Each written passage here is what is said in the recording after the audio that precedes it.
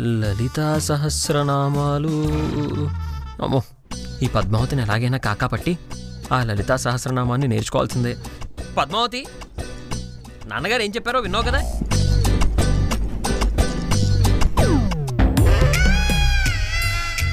ఇదిగో, నాకు కూడా నీతో మాట్లాడాలని ఏం లేదు, కానీ ఏం చేస్తాం, అవసరం అలాంటిది. రేపేమో నీ పుట్టినరోజు అని చెప్పి నాన్నగారి ఫ్రెండ్ వస్తారంట, లంబోదర్ అంకులు.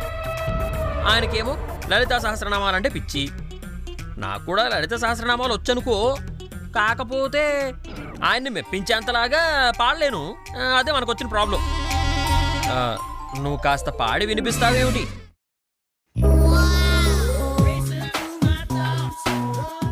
అడుగుతుంది నిన్నే. ఏమిటి, ఏం చూసుకునే నీకంత పొగరు? ఏదో బతుకులాడుతున్నానని బెట్టు చేస్తున్నావా? నా సంగతి నీకు తెలీదు.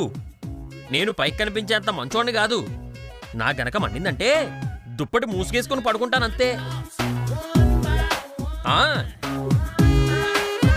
ఆ తర్వాత వచ్చి బాబా లెగు, బాబా అన్నం తిను, బాబా పడుకో అని గడ్డం పట్టుకుని బతుకులాడుకోవాలి. ఏమనుకుంటున్నావో?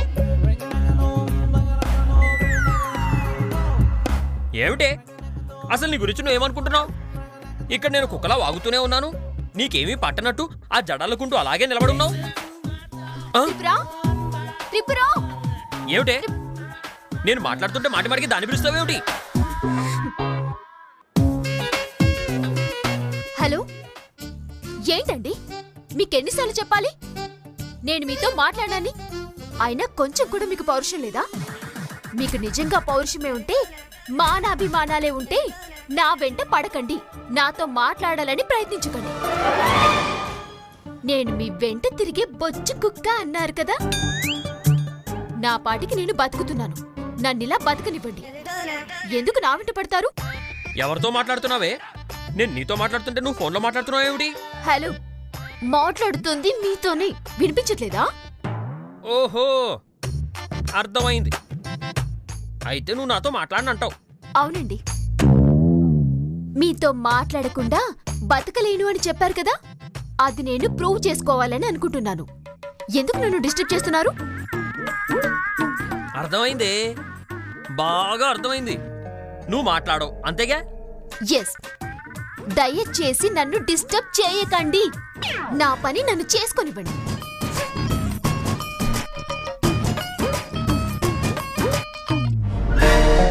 నువ్వు నాతో మాట్లాడవు అంతేగా?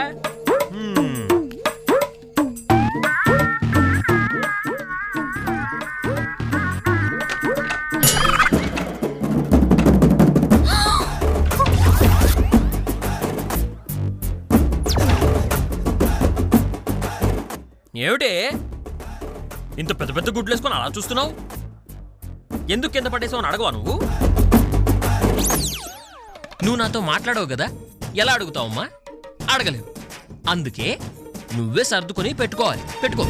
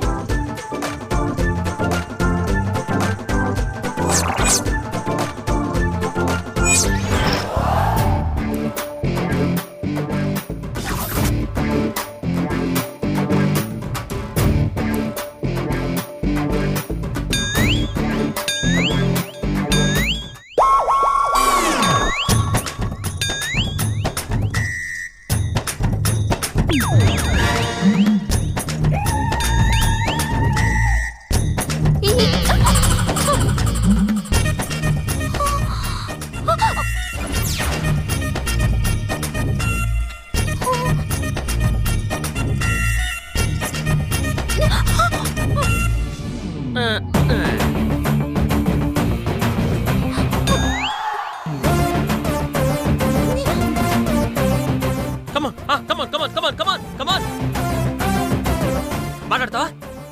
నాతో మాట్లాడాలనిపిస్తుందా? ఎందుకు ఇలా పడేసో బావా అని గట్టిగా ప్రశ్నించాలనిపిస్తుందా? ప్రశ్నించలేవు, అడగలేవు. అది నీ వీక్నెస్. మాట్లాడతావా? నాతో మాట్లాడకుండా ఉండలేనని ఒప్పుకో, క్షమించి వదిలేస్తా.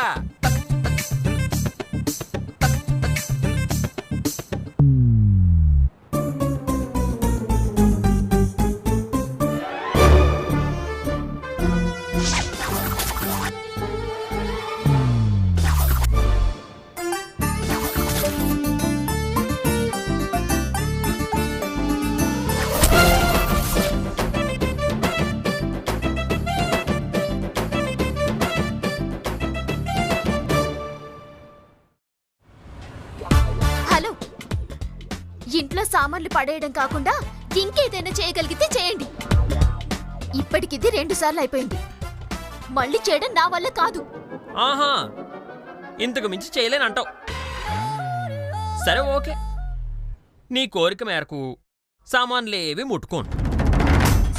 నాకిప్పుడు అర్జెంటుగా బనీను డ్రాయరు కావాలి.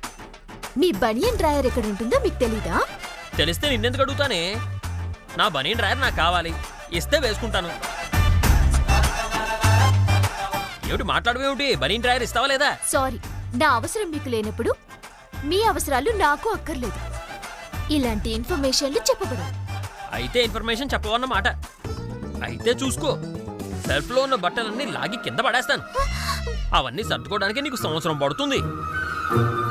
మర్యాదగా నా డ్రెస్ నాకు ఇచ్చావా సరే సరే, లేదంటే నేను అన్నంత పని చేస్తాను. తప్పండి. నేను మీతో మాట్లాడకుండా ఉండగలను అని నన్ను ప్రూవ్ చేసుకోనియకుండా మీరు నన్ను చాలా రకాలుగా ఇబ్బంది పెడుతున్నారు. ఇది మీ చేతకానితనానికి, అసమర్థతకి నిదర్శనం. నువ్వు ఏమైనా అనుకోవే, మర్యాదగా నా బట్టలు నాకు ఇస్తావా సరే సరే, లేదంటే సెల్ఫ్లో ఉన్న బట్టలన్నీ విసిరి పారేస్తాను. చూడు.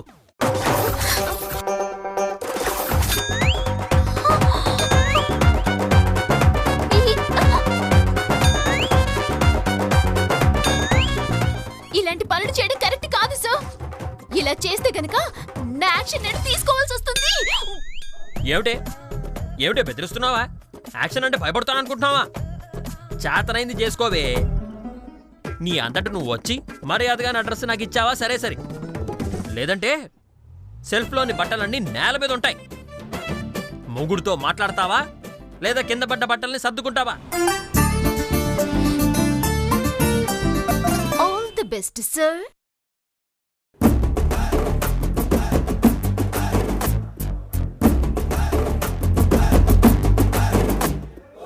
పోవే పో,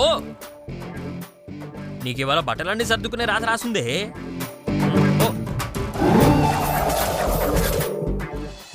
అండాళ్ళు అండాళ్ళు, రాత్రి నాకు ఓ కల వచ్చిందే. ఏంటది? నువ్వు నేను కల్లో డాన్స్ చేస్తున్నావంట. చా ఊరుకోండి, మనం డాన్స్ చేయటం ఏంటి? ఏంటి, మనం మొగుడు పెళ్ళాలం కాదా? డాన్స్ చేయకూడదా? ఇంతకీ ఏ సాంగో తెలుసా? ఏ సాంగు? ఆ బా చాలా ఊరుకోండి, ఎవరైనా చూస్తే నవ్వుతారు. ఏమే, పరాయి ఆడదాంతో కలిసి పాడు.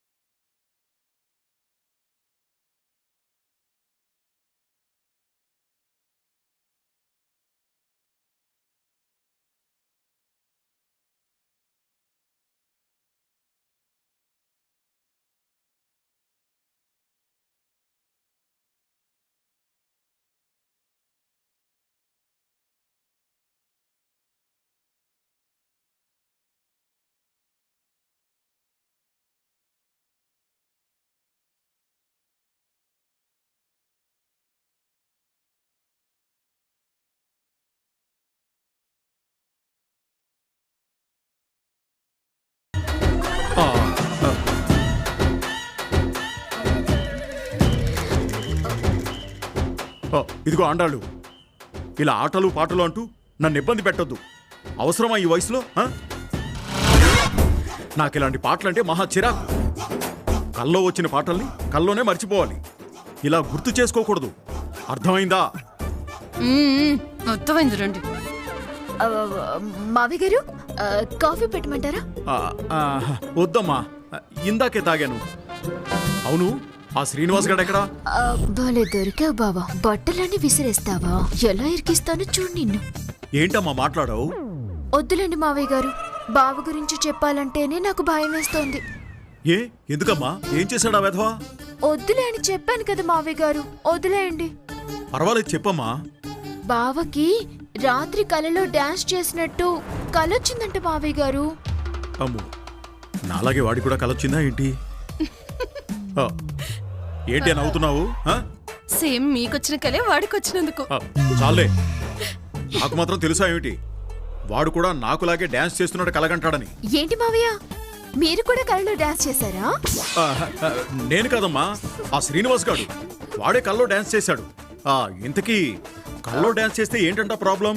ఏం లేదు మావయ్య గారు, ఇప్పుడు నన్ను కూడా ఆయన గారితో పాటు డాన్స్ చేయమంటున్నారు.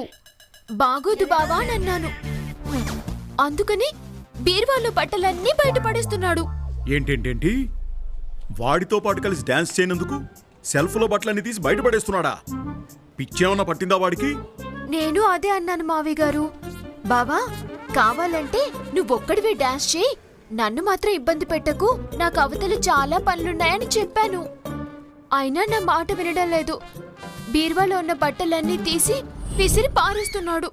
అమ్మ వెధవా, కట్టుకున్న పెళ్ళాన్ని కలిసి డాన్స్ చేయమని అడగడమే కాకుండా డాన్స్ వద్దు అన్నందుకు బట్టలన్నీ విసిరి పారేస్తాడా?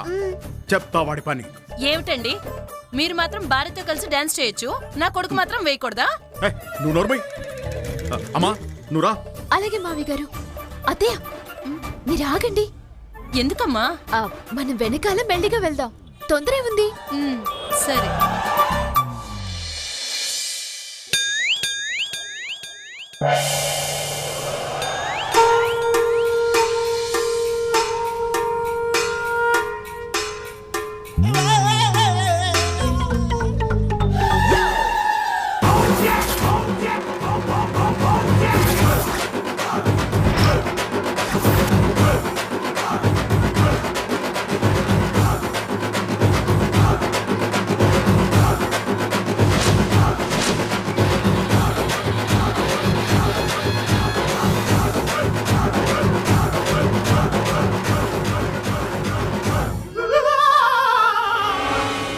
ఏరా అప్రోచప్పు వెధవా, నీ మాట కాదందని ఇలా బీరువాలో బట్టలన్నీ తీసి బయటపడేస్తావరా?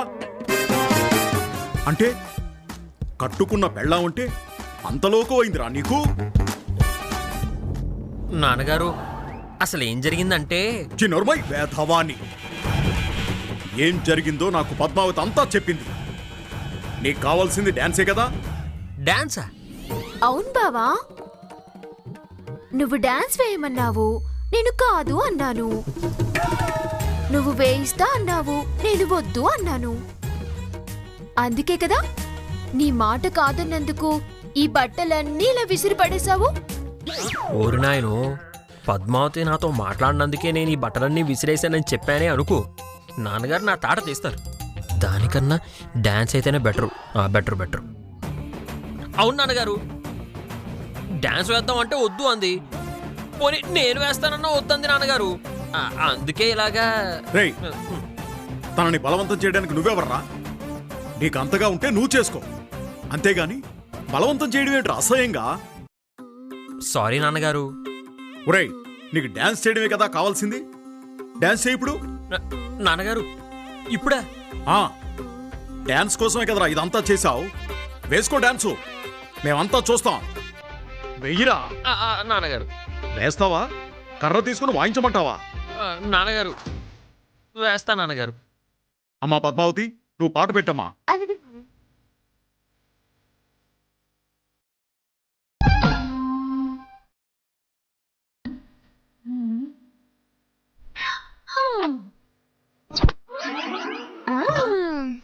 అమ్మని సిచ్యువేషన్కి తగ్గ పాట పెట్టావు కదూ.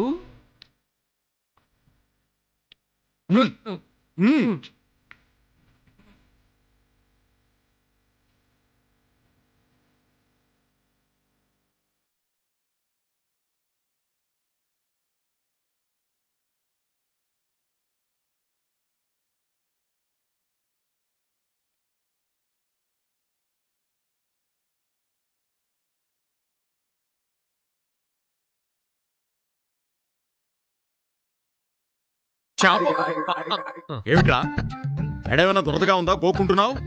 ఏం నాన్నగారు బాలేదా? అవునరా, నాకెప్పుడు జీవితం మీద విరక్తి పుట్టినా ఆత్మహత్య చేసుకోవాలనిపించినా వచ్చి నీ డాన్స్ చూస్తానులే. థ్యాంక్స్ నాన్నగారు. థ్యాంక్ యూ నా అంటే ఏమిట్రా, నన్ను చచ్చిపోమనేగా? రేయ్ పింజారీ వెధవా, నోరు మూసుకొని ఈ బట్టలు తీసి సర్దో. నేనా? పద్మావతుందిగా.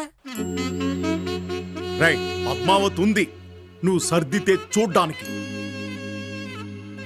నువ్వు సర్దో అండాలు పద.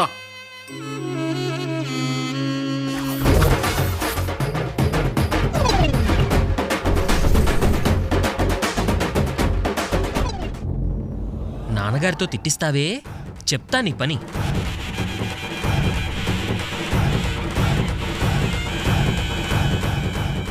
ఇప్పుడు అర్థమైంది కదా నాతో పెట్టుకోవాలంటే ఆలోచించాలి అని. లేదంటే ఓ గంట సేపు కష్టపడాల్సి వస్తుంది. నిమిషం ఆలోచించలేదు, గంట కష్టపడు.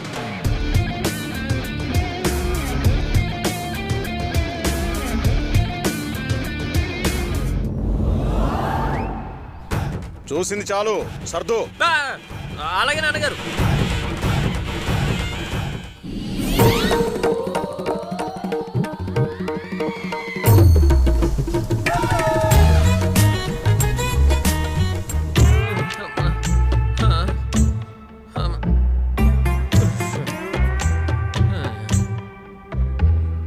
ఓరే శ్రీనివాసా, నువ్వు అనుకున్నది ఏమిటి, జరిగింది ఏమిట్రా? అబ్బా, నడుం పట్టేసిందమ్మా.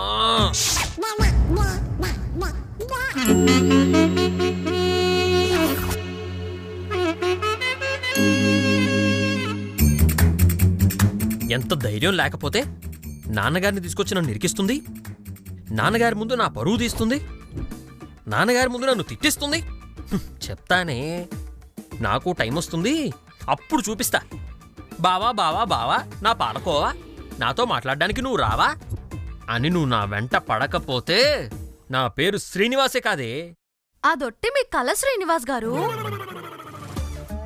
ఏమిటి నా కళ? అవును. మరి నా కల్లోకి మీరెందుకు వచ్చారు? నీ కల్లోకి మేం రావడం ఏంటి శ్రీను? ఓహో, నేనే మీ కల్లోకి వచ్చానా? చూడండి, ఒంటరి మగాడు, పైగా మీ కల్లోకి వచ్చాడని నన్నేమి చెయ్యరు కదా. అసలే ఇద్దరున్నారు. శ్రీనివాస్ గారు, ఏం మాట్లాడుతున్నారు మీరు?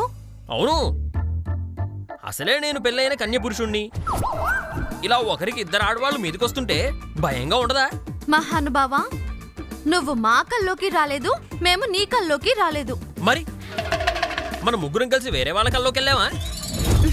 అయ్యో, నేను చెప్పేది కాస్త వినరా మీరు? ఏమిటో చెప్పండి. పద్మావతి తనంతట తానుగా మీతో మాట్లాడుతుంది అనేది కళ. నాకు తెలిసి ఇప్పట్లో పద్మావతి మీతో మాట్లాడదు. ఓహో, మీకు జ్యోతిష్యం కూడా తెలుసా? ఓసారి నా పాదంలో రేఖలు చూసి నా జాతకం చెప్పండి చూద్దాం. పాదంలో రేఖలు చూసి జాతకం ఎలా చెప్తాం శ్రీను? మీ మొహాలు చూసి నేను జాతకం చెప్పనా? చెప్పు శ్రీను. నువ్వు పద్మావతి చేతిలో ముక్క చావు చేస్తావు, నువ్వు పద్మావతి చేతిలో కుక్క చావు చేస్తావు. ఇదే మీ భవిష్యత్తు. ఏం మాట్లాడుతున్నారు శ్రీనివాస్ గారు? మరి లేకపోతే నా పాటికి నేను ఇక్కడ కూర్చొని బాధపడుతుంటే పద్మావతి మాట్లాడడం ఓ కళ, ఇదిగో నీ మీద వేస్తున్నావు వల అని విసిగించి చంపుతారేమిటి? అది కాదు శ్రీనివాస్ గారు, పద్మావతి మీతో మాట్లాడకుండా బెట్టు చేసిందని మాకు తెలుసు. ఏమిటి, బెట్టు చేసిందా? అవును శ్రీను. బెట్టు చేసిందా? దాంట్లో ఉప్పు కారం సరిపోయిందా లేదా? అసలే ఈ మధ్య ఉప్పు సరిగ్గా తినట్లేదు. శ్రీను, బెట్టు చేయడం అంటే ఏదో పిట్టు చేయడం కాదు. మరి నీతో మాట్లాడకుండా పంతం పట్టింది అని. ఓహో, అదా? బెట్టంటే నేను ఇంకేదో అనుకున్నాను. ఏడ్చినట్టే ఉంది. అవును, మీ మొహాలు ఎప్పుడు అలాగే ఉంటాయిగా. చూడండి శ్రీనివాస్ గారు, మేమేదో మీకు సాయం చేద్దామని వచ్చాము.